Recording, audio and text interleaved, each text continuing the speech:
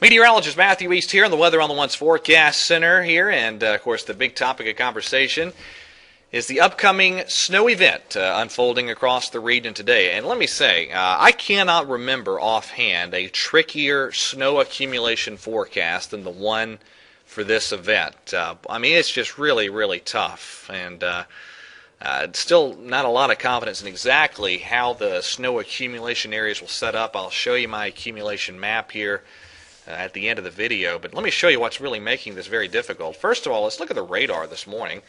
And yeah, the radar looks great. I don't think we're going to have many problems getting precipitation up into much of North Carolina.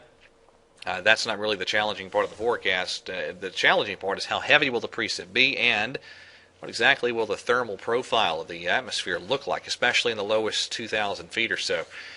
But there's the radar, and it's been snowing in North Georgia. Snow mixing in now in a lot of spots in North Alabama as I'm cutting this video.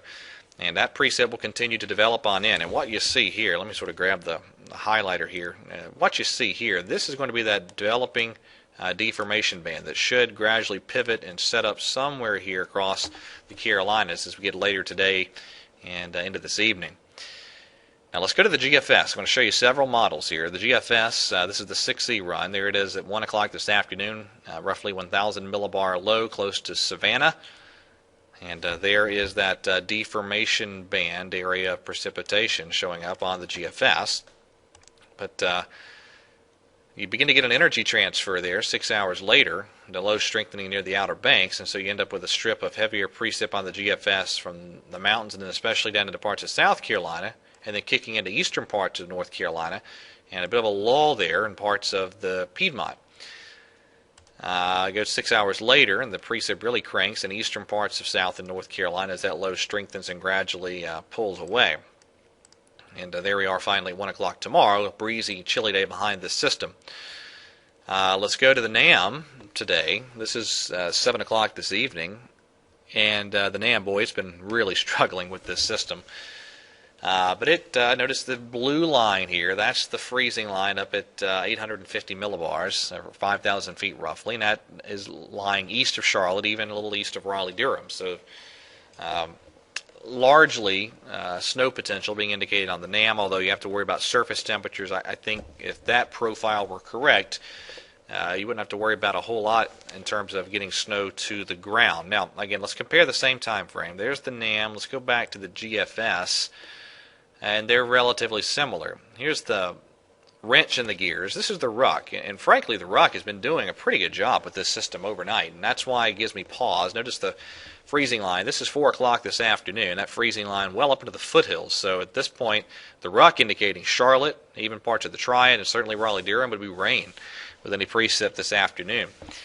So it makes it really, really tough. And just look at the differences here in the snow accumulation graphics here. This is the GFS, where it puts down snow. The yellow shading's 3+ inches. This is the NAM.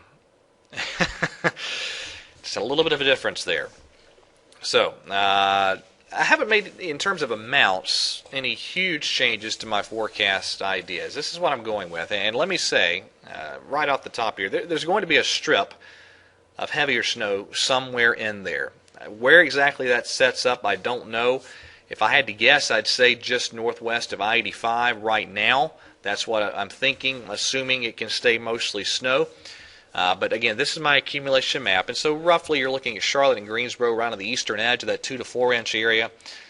And there'll probably be a lull as the energy tries to transfer to the coast that sees a relative minimum in precipitation. Who knows where it sets up? It could be there, it could be here. It's tough to tell.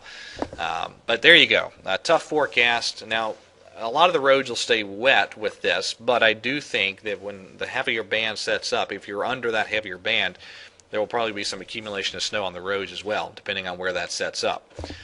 So that's how it plays out.